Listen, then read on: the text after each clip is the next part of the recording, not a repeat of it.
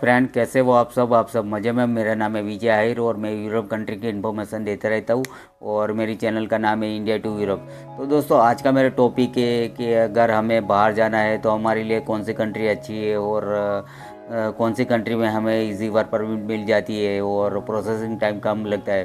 तो दोस्तों, मैं बात करना चाहूँगा, एक यूरोपियन यूनियन में आती है कंट्री, उसका नाम है हंगरी कंट्री, बराबर। और हंगरी कंट्री बहुत बेस्ट है।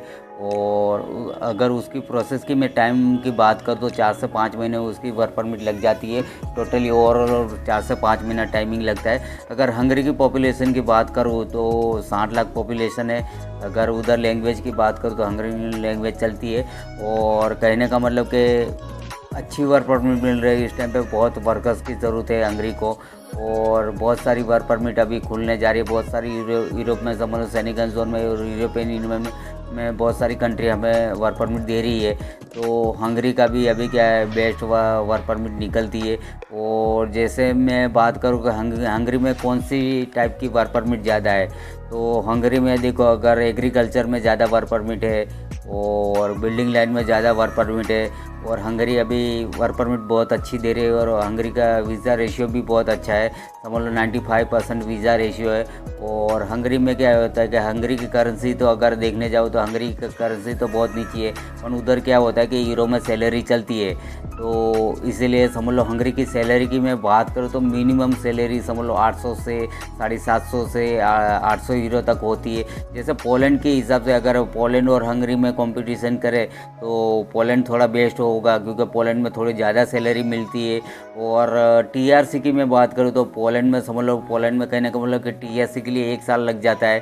और कहने का मतलब 1 साल पहले, 1 साल के बाद में अपने जाते हैं पोलैंड जाते हैं, 1 साल की वर्क परमिट लगती है। 1 साल के बाद में जब अपना वर्क परमिट टीआरसी के लिए डालते हैं तो 3 साल की टीआरसी आती है। और यहाँ पे मैं बात करूँ तो हंगरी में 1 महीने में टीआरसी आ जाती है। पोलैंड में 1 साल में आती है टीआरसी, ये हंगरी में 1 महीने में टीआरसी आती है।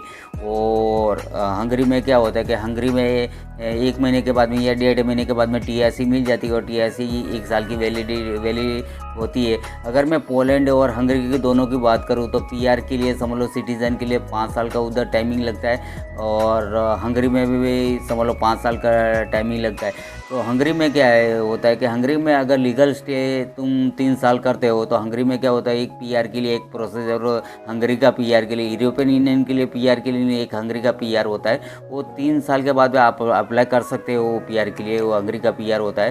तो उसके लिए आप 3 साल के बाद में अगर आप समझ लो 3 साल कंटिन्यूस उधर रहते हैं हंगरी में और 3 साल काम करते तो हंगरी के पीआर के लिए आप अप्लाई कर सकते हो। और कहने का मतलब है प्रोसेस टाइम की मैं बात करूँ तो थोड़ा कम है, पोलैंड के हिसाब से थोड़ा प्रोसेस टाइम कम है। और कहने का मतलब पोलैंड का अभी जो टाइमिंग लग रहा है 6 महीने, 7 महीने, 8 महीने, 10 महीने भी, 1 साल भी गिन के चलो। हंगरी का क्या है कि 4 महीने, 5 महीने में वीज़ा आ जाता है। और हंगरी में रिक्वायरमेंट भी ज़्यादा है और इजी वर्क परमिट भी लग जाती है, क्योंकि यहाँ से ज़्यादा कोई मगजमारी नहीं होता। छोटा मोटा इंटरव्यू होता है, बेसिक इंटरव्यू तो हर कंट्री में होता है, आपको पता ही है कि बेसिक इंटरव्यू तो कोई भी समझ लो एम्बेसी लेती है, बेसिक इंटरव्यू तो होता है। तो वो तो हर कंट्री में रहेगा बेसिक इंटरव्यू, तो छोटा मोटा इंटरव्यू होता है और आपका वीज़ा लगने का चांसेस अच्छा होता है। उधर कंट्री की मैं बात करूँ तो कंट्री बहुत अच्छी है और कहने का मतलब कि 5 साल के बाद में आपको पीआर भी देती है। तो मेरे हिसाब से बेस्ट कंट्री है। अगर मैं बात करूं तो अभी हंगरी थोड़ी खुल के वर्क परमिट देने के लिए जा रही है। और हंगरी में क्या इस बार कहने का मतलब बहुत सारी वर्क परमिट निकली है। 2023 में भी बहुत सारी अच्छी वर्क परमिट दी है और आने के अभी जो आ गया है 2024 तो उसमें भी अच्छी वर्क परमिट दे रही है। तो अभी बेस्ट ऑप्शन होने जा रहे हैं हंगरी। तो कोई बंदे को हंगरी वर्क परमिट लगाना है तो मैं बोलता हूँ कि हंगरी आप वो अप्लाई कीजिए, क्योंकि हंगरी बेस्ट ऑप्शन है और हंगरी का वीज़ा रेशियो भी अच्छा है।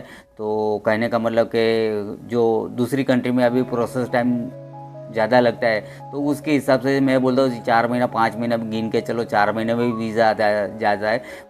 5 महीना आप पकड़ के चलो कि 5 महीना हमारा लग जाएगा तो 4 महीने में वीज़ा आ जाता है। पर कहने का मतलब आप ओवरऑल 5 महीना पकड़ के चलो तो 5 महीने में मैं तो बोलता हूँ कि बेस्ट ऑप्शन है अगर वीज़ा आ जाता है। और अगर मैं बात करूँ तो आप समझ लो कि 800 यूरो से 900 यूरो तक, 1000 यूरो तक, 1200 यूरो तक कमा सकते हो।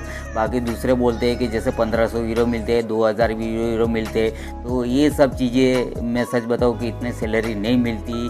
पोलैंड की भी बात करूँ तो पोलैंड में भी बहुत मुश्किल होता है 1200-1500 यूरो कमाने के लिए। जो लोग बोलते हैं 2000 कमाते हो, 3000 कमाते हो, तो ये सब फेक बातें है। कहने का मतलब कि मिनिमम जो मैं बात करता हूँ तो मिनिमम अब ठीक है कि 750 यूरो से मिनिमम सैलरी आपकी 750-700 यूरो होती है। उसके पर प्लस ओवर टाइम लगता है, सब कुछ लगता है, और आप 1000-1500-1200 यूरो तक कमा सकते हैं। 1500 यूरो नहीं कमा सकते, 1200 यूरो तक। उसमें भी आपका खर्चा होता है क्योंकि टैक्स होता है, ये सब होता है।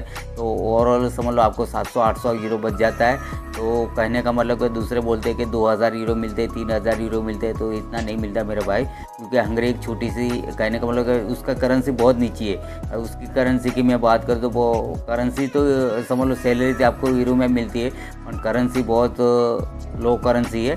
तो कहने का मतलब कि हंगरी अगर पोलैंड के हिसाब से देखने जाओगे तो वो पोलैंड थोड़ी बड़ी सिटी है, हंगरी थोड़ा छोटी सिटी है। कहने का मतलब पोलैंड थोड़ा रईस कंट्री है, और हंगरी थोड़ा गरीब कंट्री है। तो कहने का मतलब कि 600-700 यूरो से 1000 यूरो तक आप कमा सकते हो, और ज़्यादा सैलरी नहीं मिलती। अगर मैं बात करूँ को 1000-1200 यूरो, 1500 यूरो, तो 1500 यूरो तो बहुत मुश्किल से मिलता है।